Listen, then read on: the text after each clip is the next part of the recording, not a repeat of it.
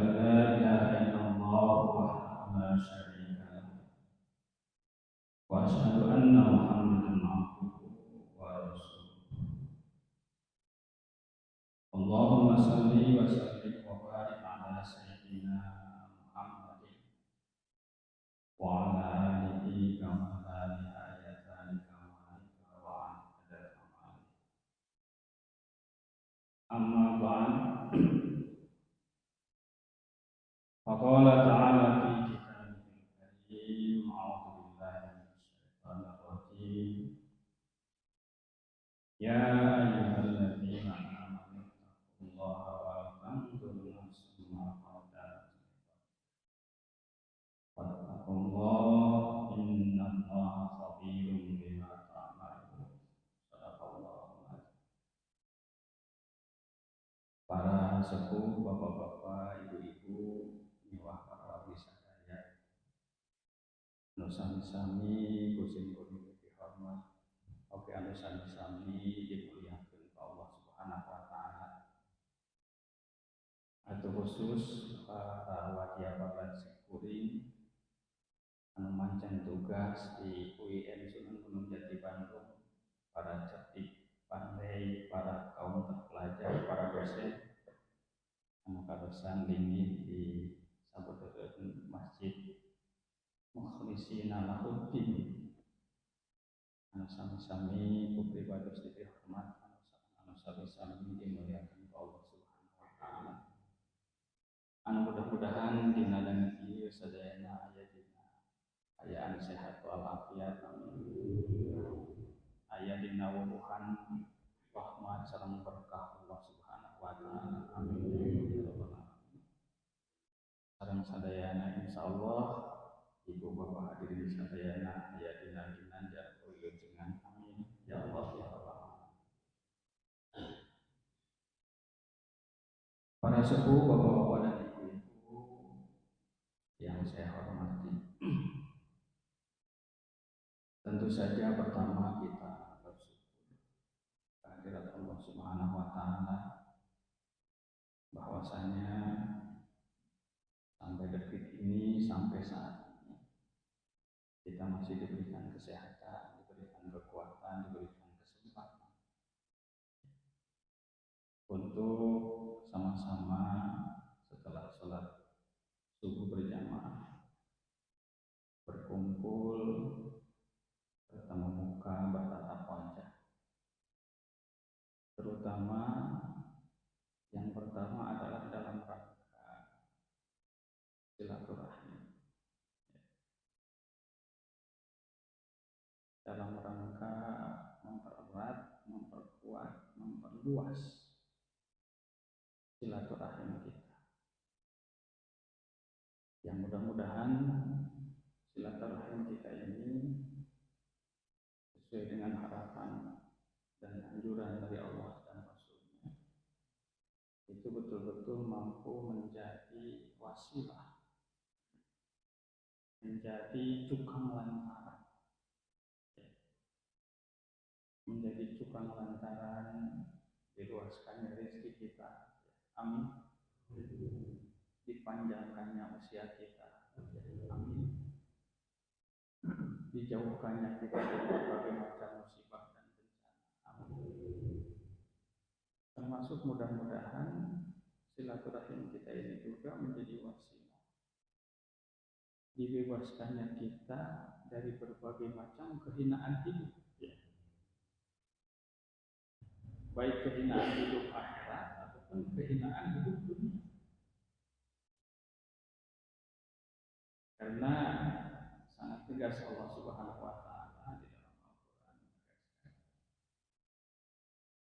bahwa siapapun kita, dimanapun kita berada,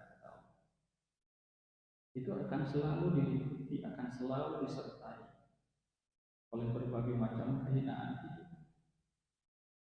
Naudzubillah min dzalik. Kecuali bagi mereka-mereka yang pandai secara vertikal menjalin hubungan baik dengan Allah dan pandai secara horizontal menjalin hubungan baik dengan sesama manusia. Terlibat alaihim fitnatu aina masubihu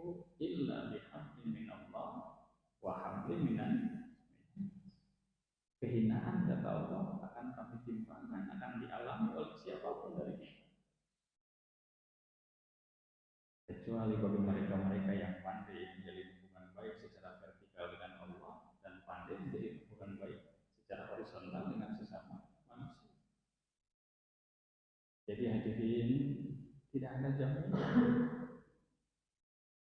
orang-orang yang hubungannya baik dengan Allah melalui berbagai macam aktivitas ibadah yang dia lakukan.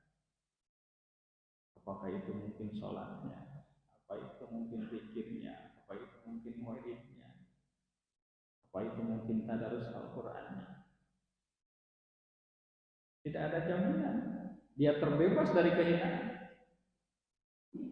Kalau ada sisi lain yang dia abaikan, apa itu? Membangun hubungan yang harmonis dengan sesama. Tidak ada jaminan. Karena Allah mensyaratkan di dalam Al-Quran, dua sisi ini tidak bisa diabaikan. Dua-duanya harus terpenuhi kalau kita ingin terbebas dari kehinaan dan meraih kemuliaan. Oleh karena itu hadirin yang berbahagia, sekali lagi mudah-mudahan kita termasuk hamba-hamba Allah yang pandai dan pintar sekali menjalin hubungan baik secara vertikal dengan Allah. Tapi di sisi lain kita juga termasuk orang-orang yang pandai menjalin hubungan yang harmonis, hubungan yang baik dengan sesama manusia. Ya.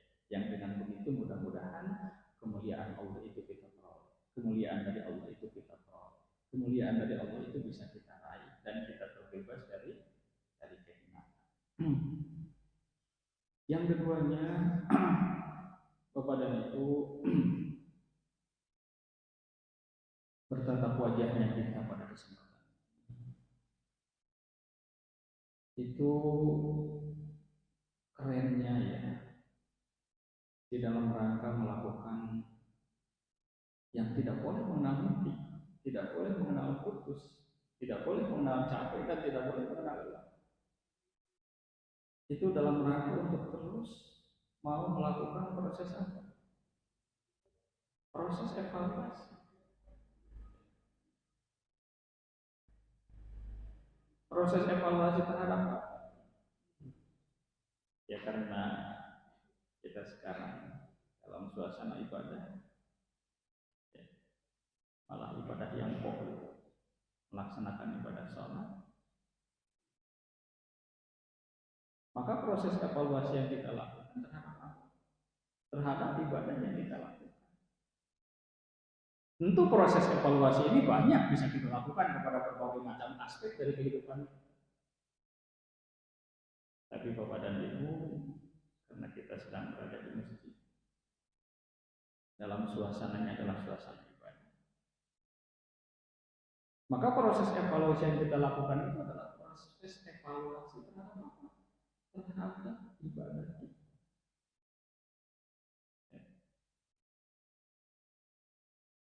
Banyak hal yang bisa kita evaluasi dari ibadah. Karena kan semua kita, Bapak dan Ibu, ya, pasti menginginkan ibadahnya diterima kan oleh Allah Subhanahu wa taala. Ya. Allah tujuan diciptakannya kita di alam semesta ini ya tidak lain adalah untuk ibadah kepada Allah, untuk menerima kepada Allah.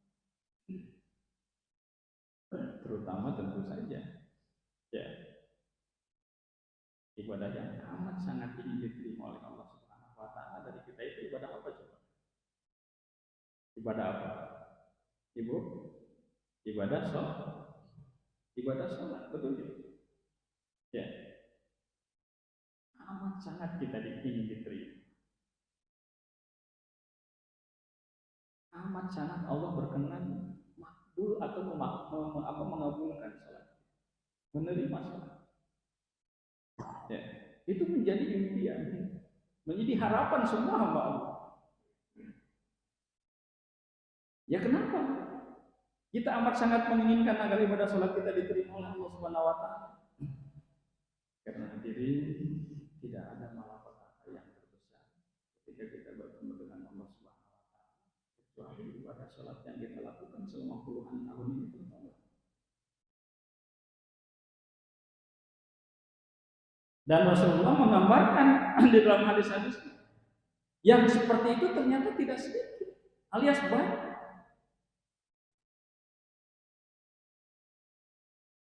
Kalau kata Rasulullah di akhirat akan ada orang yang menagih atau meminta atau memohon pahala dan ganjaran ibadah sholat, karena dia telah melakukan sholat selama puluhan tahun, bahkan dalam hadis disebutkan selama 60 tahun.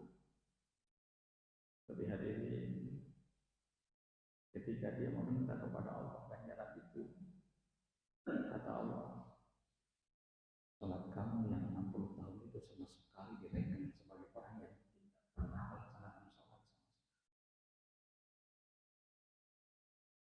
Sabda Rasulullah lagi, ada katanya ibadah sholat yang ibadahnya itu menggantung di langit, tidak sampai kepada Allah dan berwarna hitam sampai hari kiamat, tidak sampai kepada Allah. Ada lagi sabda Rasulullah,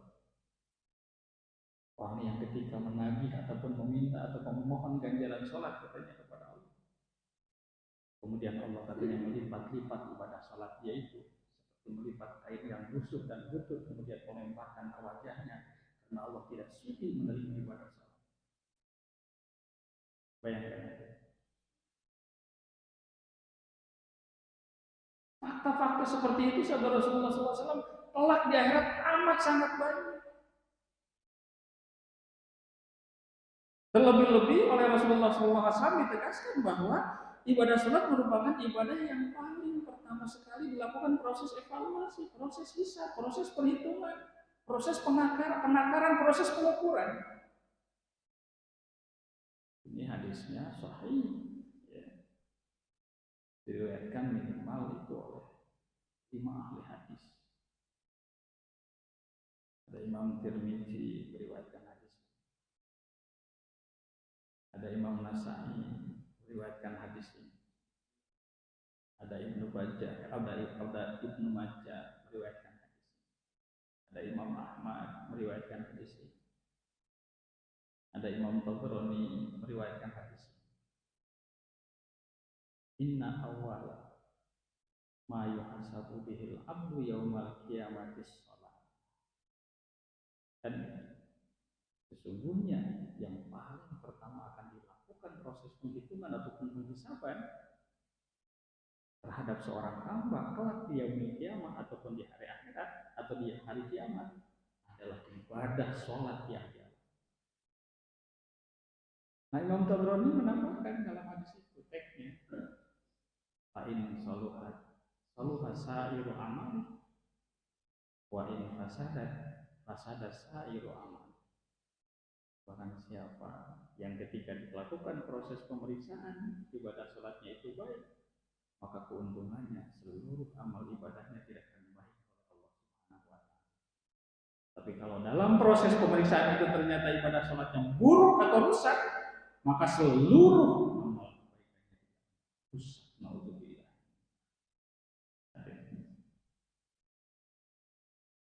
Jadi kita ada kepentingan untuk melakukan proses evaluasi, untuk menakar, mengukur agar kita jangan terlalu percaya diri, kepedean atau merasa tenang dan tidak pernah mau melakukan proses evaluasi terhadap seluruh ibadah yang kita lakukan, khususnya sholat. Hadirin, sesaat kemudian tidak berguna, tidak ada siaran ulang, tidak ada waktu mundur ke belakang, yang aja maju ke depan pada saat segala sesuatunya sudah selesai.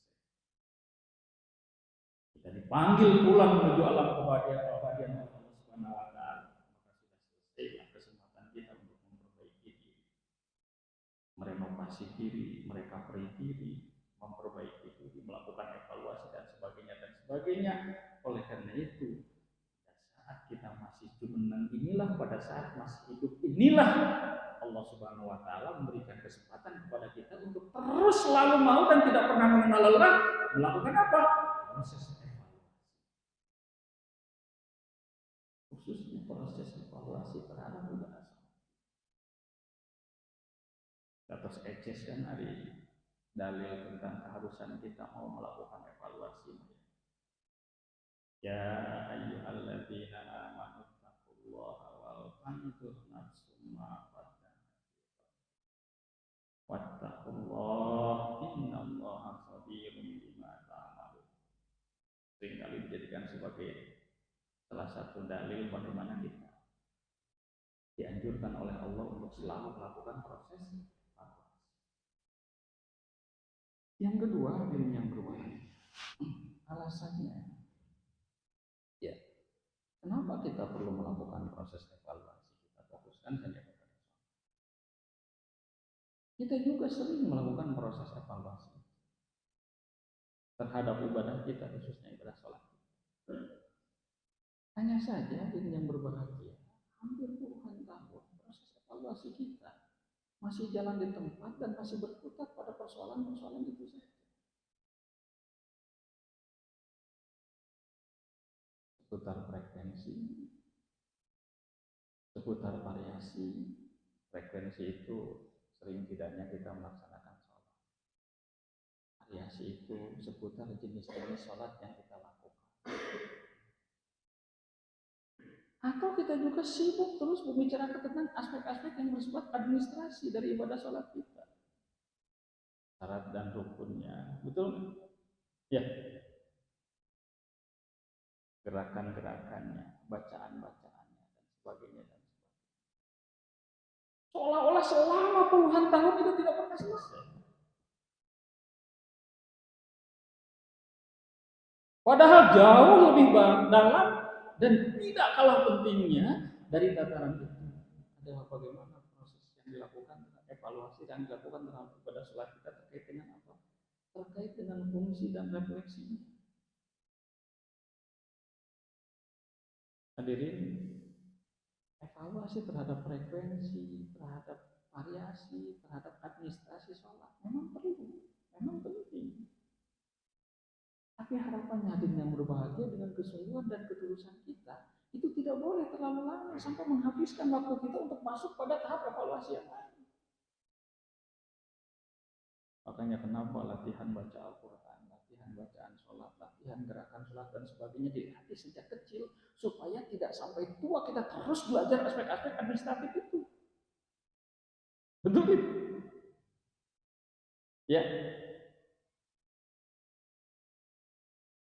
Kita harus naik kelas, melakukan proses evaluasi pada tahap itu. Tahap apa itu? Ini ada yang disebut dengan tahap fungsi dan tahap refleksi. Karena hadirin, Allah dan Rasulnya mengajarkan kepada kita bahwa sholat yang kita lakukan itu bukan hanya sekedar baca, bukan hanya sekedar gerakan, tapi di dalamnya ada proses merenung, di dalamnya ada proses berpikir, termasuk di dalamnya ada proses-proses yang disebut dengan refleksi. Yang berbeda aspek-aspek seperti itu katanya luput dari diri kita dalam ibadah sholat kita. Hadirin, sampai kapanpun katanya sholat yang kita lakukan itu akan terasa hampa dan tidak akan fungsional. Ingat, tidak aneh kalau kita mendengar ada orang yang terus melakukan sholat tapi maksiatnya juga tetap jalan. Betul tidak? Ada orang yang terus melakukan sholat tapi perbuatan dosa-dosanya juga terus dilakukan. Kenapa itu? Karena proses evaluasi hanya baru tahap yang pertama, tahap frekuensi, tahap variasi, dan tahap administrasinya. Hadirin, kalau tahap kita katanya kalau evaluasi sholat itu hanya baru sampai tahap itu, hadirin, sholat kita itu hanya akan jadi mitos. Mitos itu sesuatu yang diyakini hebatnya sambil tidak mengetahui hakikatnya. Ya. Sholat kita itu hanya jadi mitos. Pokoknya mitos sholat mah beres segala macam oke gitu kan. Jamin surga, kira-kira kan begitu. Itu mitos. Allah dan Rasulnya tidak menginginkan sampai di situ. Tidak ingin ajaran Islam itu menjadi mitos, menjadi misteri. Makanya kata Allah dan Rasulnya, prinsip-prinsip, konsep-konsep, nilai-nilai ibadah yang Allah turunkan kepada kita itu turunkan katanya agar bagaimana dia menjadi logos. Menjadi logos itu artinya menjadi pengetahuan sehingga segala sesuatunya tidak menjadi misteri.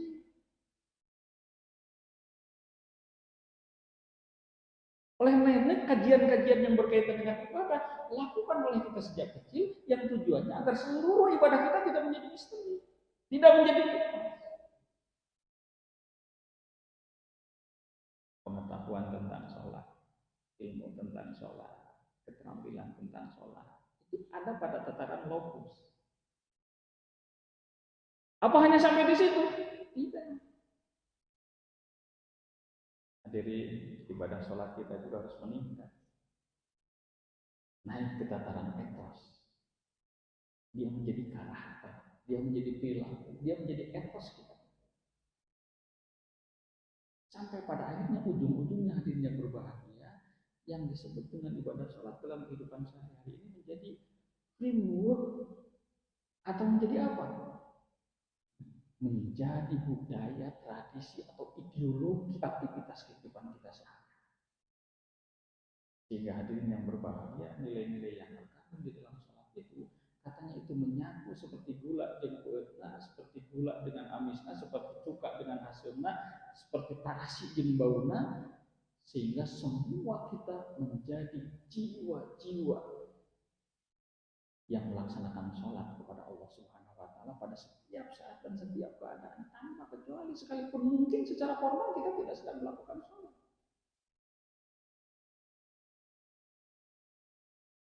Ini evaluasi tahap kedua yang dimaksud dengan tahap fungsi dan refleksi. Ya. Makanya kenapa itu di dalam Al-Quran misalkan Allah menegaskan ya, Qul innama a'idukum biwahidah an taqumu lillahi masna wa furada summa tatafakkaru. Ya, katakanlah Muhammad, aku tidak ingin banyak memberikan nasihat kepada kalian semuanya para sahabat. Sampaikan Muhammad, kecuali hanya aku ingin anjurkan kepada engkau, perintahkan kepada engkau agar engkau sembah Allah dalam keadaan sendiri ataupun berdua atau bersama dengan orang lain. Kemudian Anda berpikir, apa yang dipikirkan? Pikirkan bahwa Muhammad itu tidak ada sedikit pun nilai-nilai kegilaan ataupun penyakit gila di dalamnya. Dia hanya pemberi peringatan kepada Allah Subhanahu wa taala, pemberi peringatan kepada manusia sebelum manusia berhadapan dengan siksaan yang sangat pedas ataupun yang sangat keras.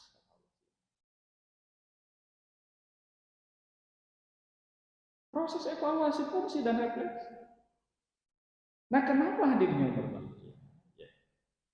Proses evaluasi kita tingkatkan ke tahap yang kedua ini. Karena Bapak dan Ibu para sepuh sadaya,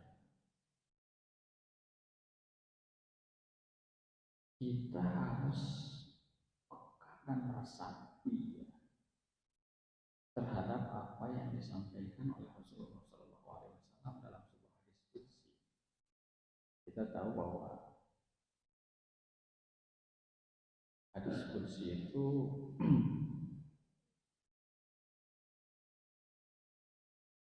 adalah hadis yang substansinya pesannya dari Allah, redaksinya dari Rasulullah. Disebut hadis qudsi. Hadirin, dari 5 ciri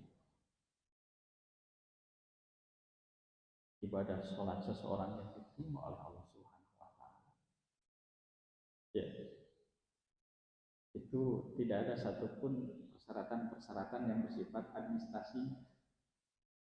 Semuanya itu berkaitan dengan fungsi dan refleksi.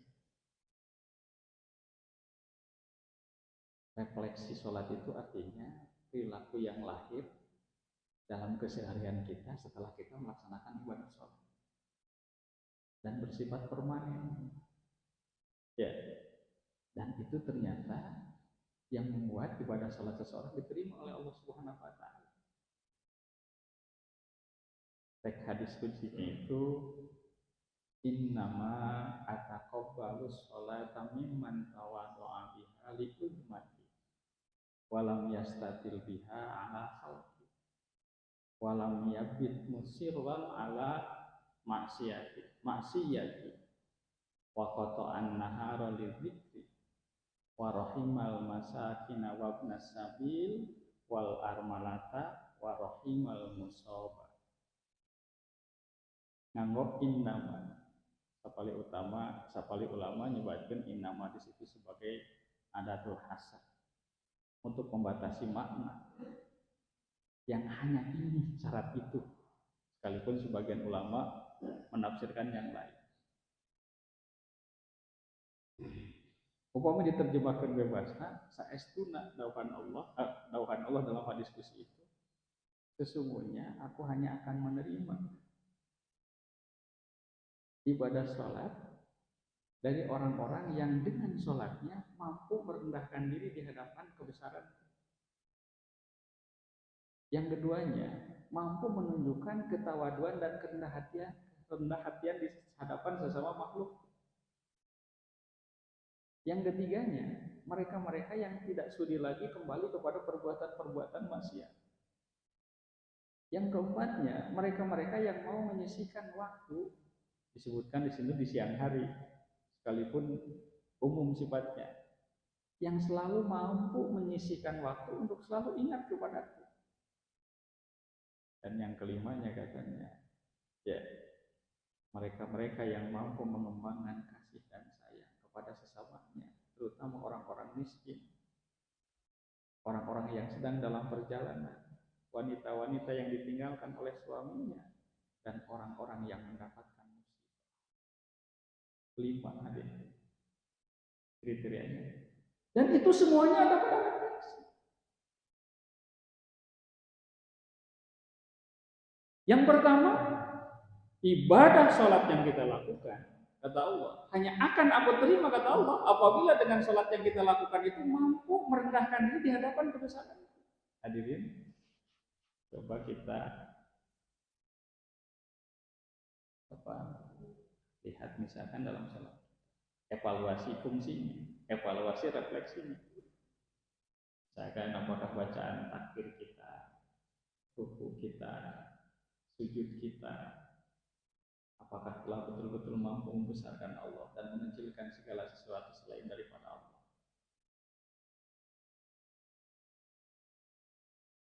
Sholat kita katanya telah mampu membesarkan Allah dan mengecilkan segala sesuatu selain Allah Subhanahu wa Ta'ala apabila dalam keseharian kita telah betul-betul mampu mengutamakan ajakan Allah, mengutamakan undangan Allah, mengutamakan seruan Allah, mengutamakan bimbingan Allah. Dan pada saat katanya kita sudah mulai lalai saja terhadap ajakan Allah, terhadap seruan Allah, terhadap undangan Allah, kita lebih gantung dengan seruan lain, kita lebih gantung dengan ajakan lain, kita lebih gantung dengan undangan lain, maka sesungguhnya sholat kita belum membesarkan Allah dan mengecilkan segala sesuatu selain daripada Allah Subhanahu wa Ta'ala. Itu aspek fungsinya, aspek refleksinya.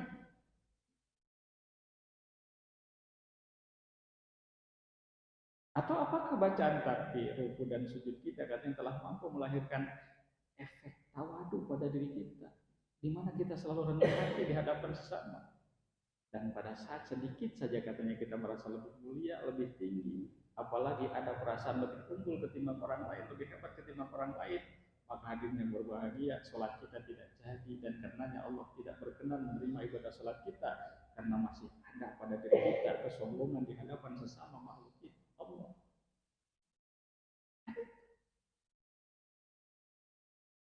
Hanya orang yang keluar sholat, habis sholat berjamaah harus lebih nampak menunduk, nampak merendahkan hati, rendah hati di hadapan sama manusia.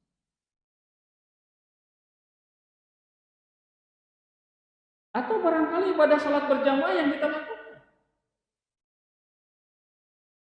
apakah hanya sekedar mampu menciptakan kebersamaan sesaat, perkumpulan sesaat, yang tidak pernah mengarah kepada persaudaraan dan ukhuwah Islamnya yang sejati dan hakiki sebagaimana yang dianjurkan Allah dan Rasulnya.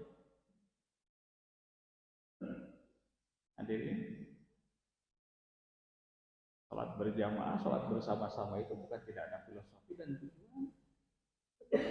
Ya, bukan hanya sekedar Allah senang hamba-hambanya melakukan ibadah secara bersama-sama. Semakin banyak jumlahnya, semakin Allah sukai. Tapi di dalamnya juga ternyata ada nilai-nilai fungsional dan refleksi untuk kepentingan kita sendiri dalam membangun apa? Membangun kebersamaan, persaudaraan dan kekompakan yang sejati yang disebut dengan ukhuwah Islamiyah. Karena Allah sangat mengutuk dan tidak menginginkan kebersamaan dan perkumpulan kita itu bersifat semu, bersifat sesaat, ya, yang tidak terkandung di dalamnya katanya nilai-nilai kebersamaan yang hakiki di hadapan kita, seperti kompak, seperti bersama-sama, seperti bersatu, saling menyapa, saling bersalaman, saling berangkulan. Tapi kata Allah, hati dan pikiran kita terpecah. Saling begegan di pengkeren makanya, saling carioskeun keawonan, bahkan mungkin saling memfitnah, bahkan mungkin saling menjatuhkan, bahkan mungkin ada upaya-upaya saling meniadakan. Alhamdulillah. Dan tanpa kecuali akhir-akhir ini juga dilakukan oleh orang muslim dan orang-orang yang setiap saat melakukan sholat. Sehingga di mana sesungguhnya penghayatan dia terhadap sholat berjamaah yang dia lakukan? Kalau pada akhirnya hadirin gambaran kebersamaan mereka, kata Allah di dalam Al-Quran, persis seperti gambaran orang-orang munafik dan orang-orang musyrik. Ba'suhum bainahum syadid tahsabuhum jami'aw wa qulubuhum syatta. Permusuhan di antara mereka katanya amat sangat dahsyat. Kamu kira di permukaan mereka seperti kompak dan bersatu, padahal dalam hati dan pikiran mereka terpecah belah. Alhamdulillah. Dzalika bi annahum qaumun la ya'qilun. Hal yang demikian itu terjadi sebagai akibat mereka tidak pandai menggunakan akal. Ini refleksi dalam sholat. Ya. Jika kita bersama-sama maka dirapatkan barisan kita, apa sesungguhnya maknanya? Apa yang terefleksi ketika sudah keluar dari masjid setelah berjamaah dan sebagainya? Atau contoh salam yang kita lakukan, apakah hanya prasyarat administratif saja? Ke kanan yang wajib, ke kirinya yang sunnah. Assalamualaikum warahmatullahi wabarakatuh. Assalamualaikum warahmatullahi wabarakatuh. Oh ternyata tidak, hadirin yang berbahagia, aspek-aspek refleksi yang diharapkan dari orang yang sering mengucapkan salam ketika sholat, habis sholat. Itu yang dituntut dari dia itu adalah apa? Yang disebut dengan kepekaan dan kepedulian yang berkesinambungan dan bersifat permanen pada seluruh aspek kehidupannya, terkait dengan keberadaan orang lain di hadapannya.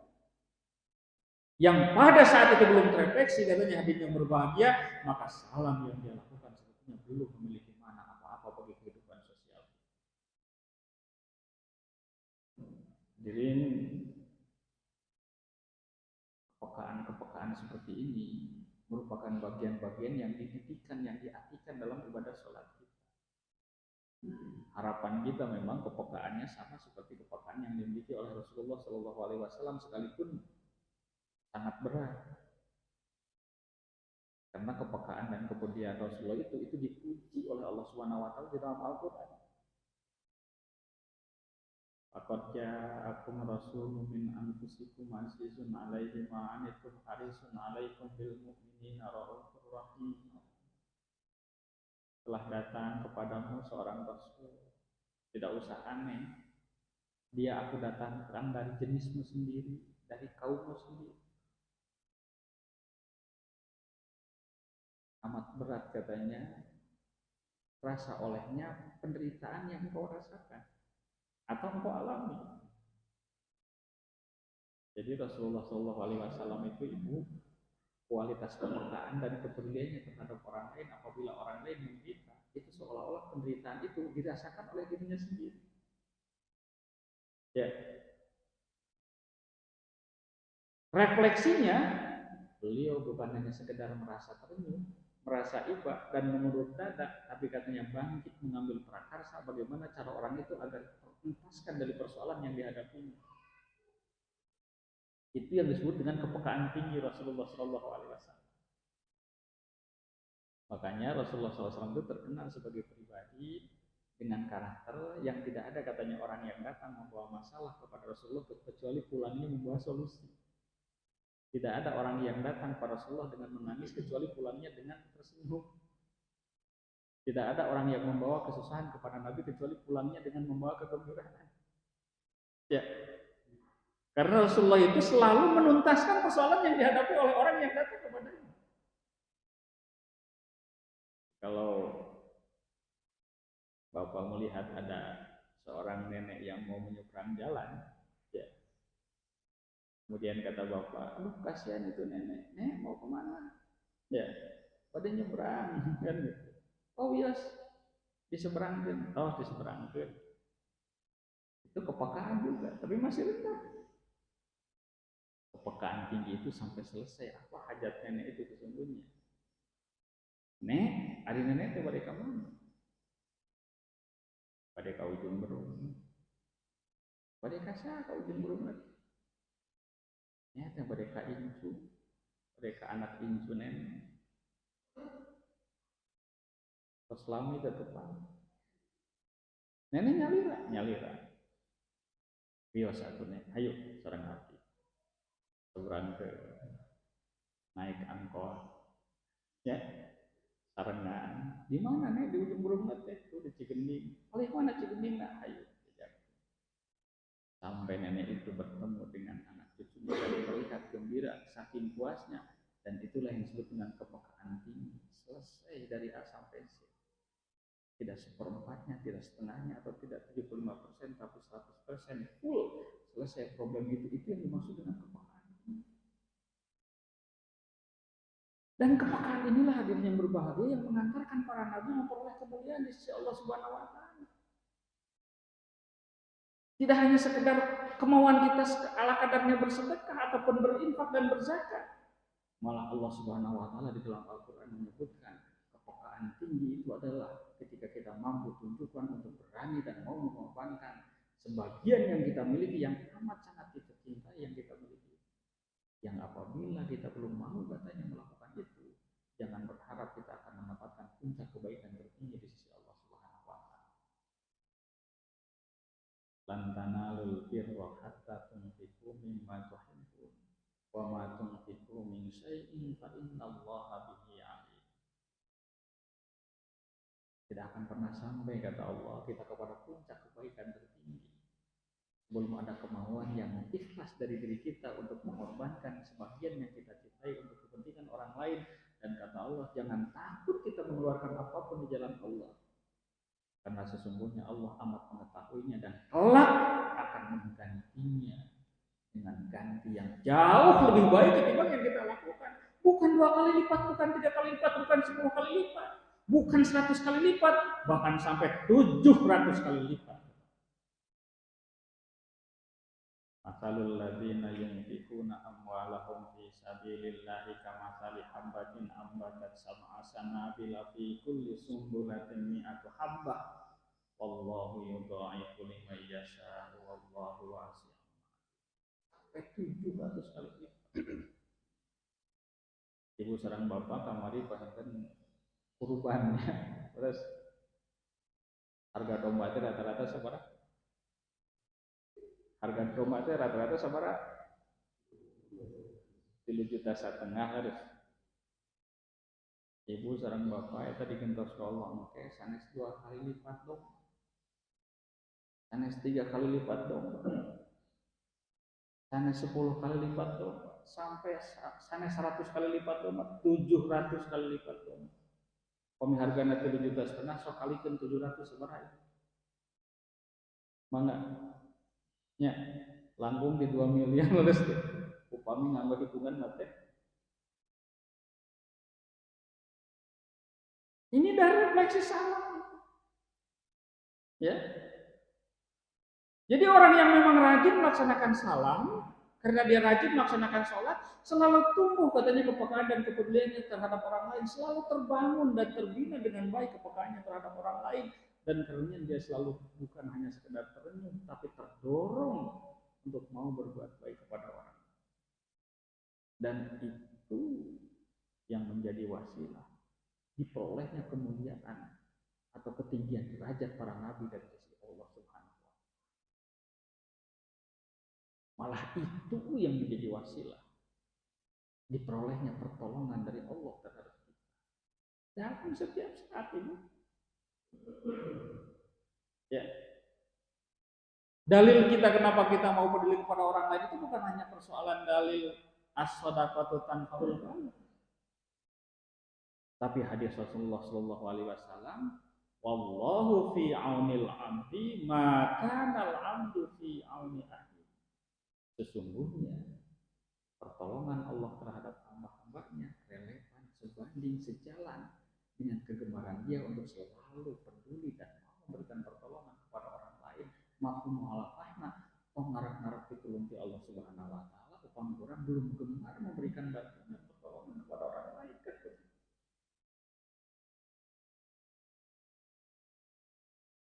Tuh, merendahkan diri di hadapan Allah. Tawadu di hadapan sama manusia. Ya, tidak melanjutkan perbuatan maksiat. Berikutnya, apa? Menyisihkan sebagian waktu. Bapak dan Ibu, refleksi sholat dari ingat kepada Allah. Jangan upami disebati apa? Ingat kepada Allah dalam sholat memang pokok, langkung saya, langkung agung pahalana tibatan ibadah-ibadah lain di luar sholat. Tapi itu juga menjadi pemicu, menjadi trigger, menjadi simbol yang melatih dan mendidik kita agar tetap ingat kepada Allah pada berbagai macam kesempatan lain. Makanya di dalam Al-Quran itu innani anallah la ilaha illa anna fa'budni wa aqimis sholata lidzikri. Saestuna kami teh Allah dapan Allah. Teu aya Tuhan selain daripada aku. Kumargi itu spek sembah kami. Dan dirikanlah sholat untuk senantiasa mengingatku. Artinya untuk terus terlatih agar kita ingat kepada Allah Subhanahu wa taala dalam setiap saat. Hadirin, keistimewaan dan kelebihan orang-orang yang senantiasa ingat kepada Allah dalam seluruh aspek kehidupannya. Itu katanya akan selalu mampu menghadirkan Allah dalam seluruh aspek kehidupannya. Karenanya dia menjadi sangat termotivasi katanya untuk berbuat baik dan dia tidak akan pernah berani melakukan perbuatan buruk. Kenapa? Saking malu dan takutnya kepada Allah. Nah, yang kelimanya tadi mengembangkan kasih sayang yang disimbolkan salah satunya dengan bacaan-bacaan salam. Jadi para wali, para sepuh sadaya, terus lakukan proses evaluasi diri kita terhadap ibadah sholat kita, terhadap ibadah sholat yang apa? Ibadah-ibadah yang tidak hanya terbatas pada aspek-aspek formal, tapi pada aspek-aspek spiritual, pada aspek-aspek fungsi dan refleksi. Insya Allah hadirin yang berbahagia, matos jaminan di Allah sareng Rasul. Di mana-mana sholat kita telah betul-betul mampu memenuhi aspek-aspek formal dan aspek-aspek spiritualnya, tidak hanya benar pada aspek-aspek frekuensi, aspek-aspek variasi, aspek-aspek administrasi, tapi juga mewujud pada aspek-aspek fungsi dan refleksinya, maka hadirin yang berbahagia, jaminan Allah itu akan benar kehidupan kita di alam semesta ini. Dan dengan begitu potensial ibadah sholat kita diterima oleh Allah Subhanahu wa taala. Malah akan terasa betapa nikmatnya ibadah sholat kita, bukan hanya oleh orang diri kita, tapi juga oleh orang lain merasakannya itu nikmatnya dari efek ibadah sholat yang kita lakukan. Ya inilah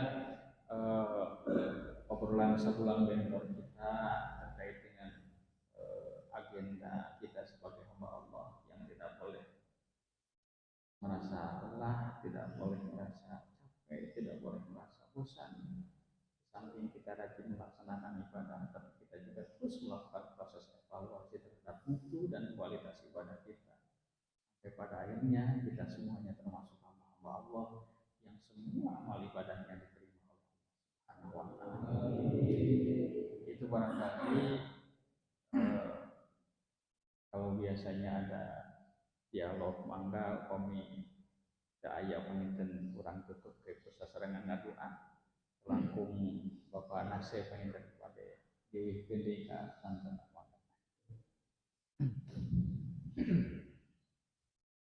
Terima kasih Allah berkenan dengan sholat yang sangat luar biasa.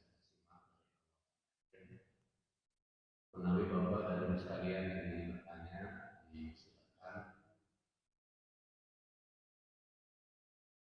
Alhamdulillah sudah paham semua ini, ya.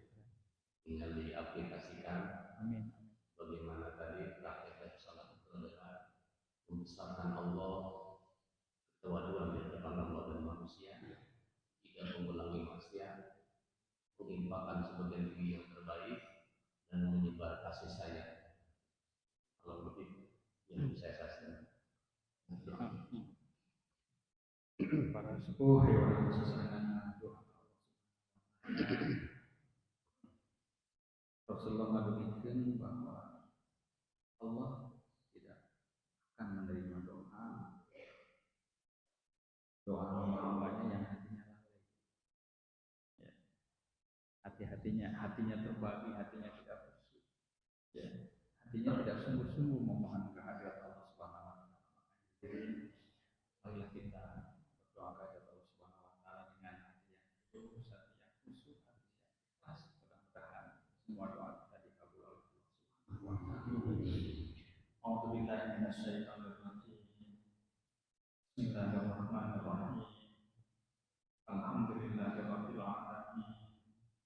Hamdan na'imin, hamdan syakirin, hamdan yuwafi ni'amahu wa yukafi mazidah.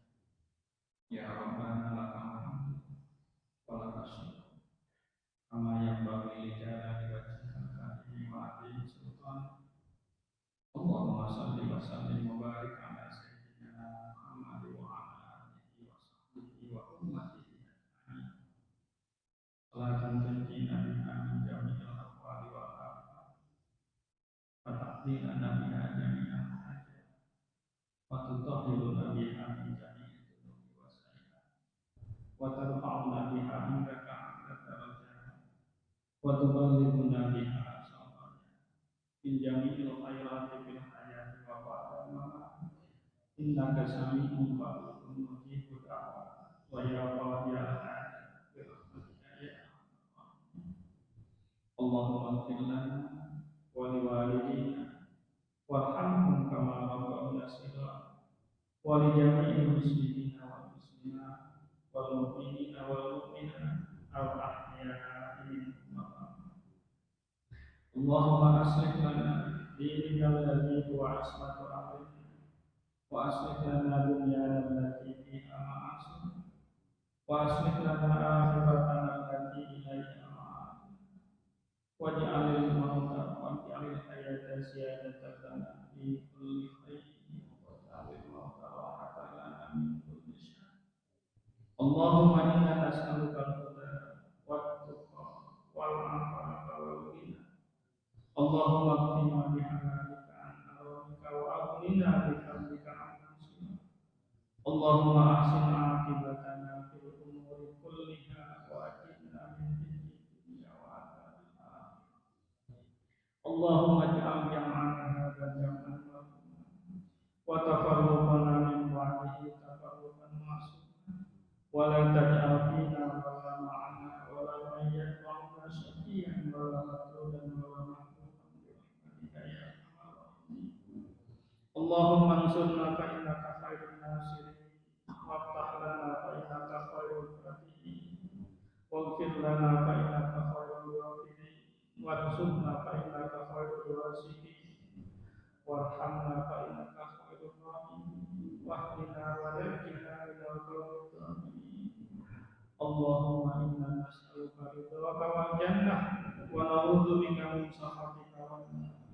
Allahumma inna na'udzubika minal hammi wal huzni ونعوذ بك من العجز والكسل ونعوذ بك من الجبن والبخل ونعوذ بك من ضلالة الدم وقهر الرجال برحمتك يا أرحم الراحمين.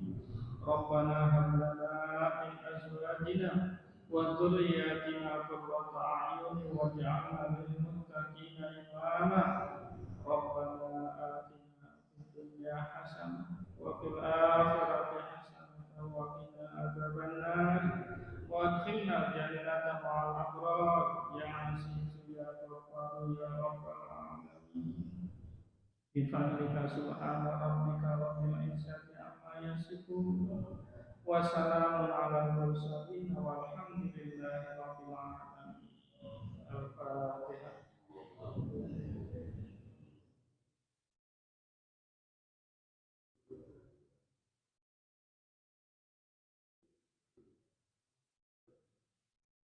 Atur nuhun kana